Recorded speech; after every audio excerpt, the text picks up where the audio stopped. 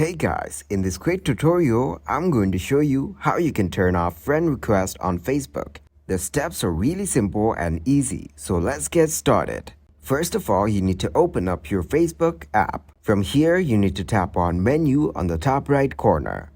And after that, tap on the gear icon from the top. And as you can see, we're now in the Settings and Privacy section. Now scroll down to Audience and Visibility section. From here, you'll get to see multiple options. Tap on How people find and contact you. On the next page, you'll get to see multiple options.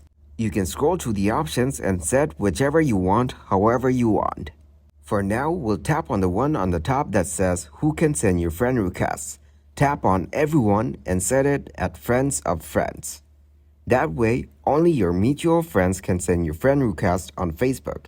By default, it is usually set at Everyone, so you need to change it in order to turn off friend request on Facebook. So that is how you can turn off friend request on Facebook. Now, only your mutual friends can send you friend requests. Thanks for watching, and please leave a like, subscribe, and share.